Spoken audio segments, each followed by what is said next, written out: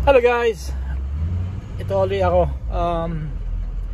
continuation sa video para kumuha ng semento na nakabag. Yung semento na yon, mix na yon eh, may buhangin na, may mga graba. Ang kulang na lang, hindi katulad sa Pilipinas, Portland cement, tapos buhangin, tapos batoy, mimix. Maraming proseso, hirap ng trabaho. May mabibili ka naman ng semento na nakabag na mix na lahat, nakalagay doon just add water. Mga 32,100 PSI, yun ang normal na tigas ng semento na nakabag. So ito, mag-drive ulit ako. Ayun ulit yung job site.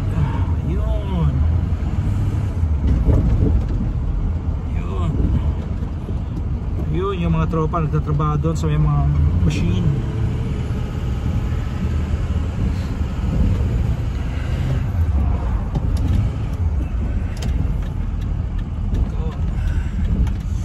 Go ulit. Stop, tapos pwedeng kumanan kahit na red light.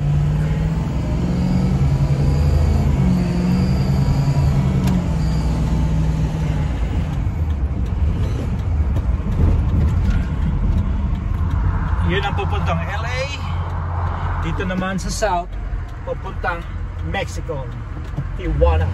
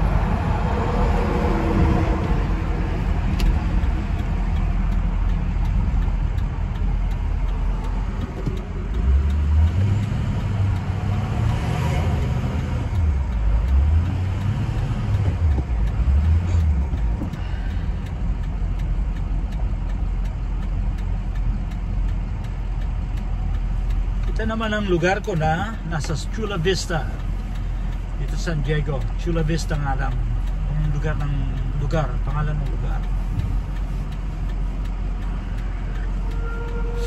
Ang daming Prime delivery. Yun, lights.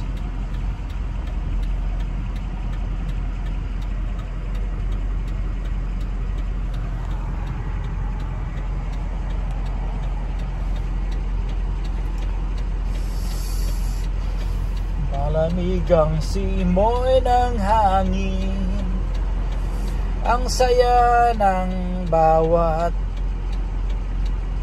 tanawin. Okay na, hindi ko alam yung kanta na yun.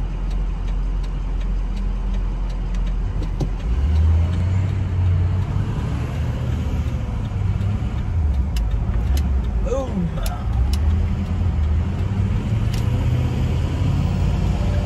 tayo kukuha ng second trip dun sa in-order kong semento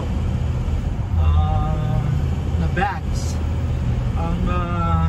Nag-order ako ng 15 more bags na 60 pounder na regular concrete at 10 ng rapid set na ihahalo ko doon sa regular na semento para yung rapid set na yun pampa-cure, pampatigas, mas mabilis tumigas. Instead of 4 hours ang pagtitigas ng normal na concrete, ito magiging 3 hours lang o 2 hours, 2 and a half. Sige na, nandito na ako.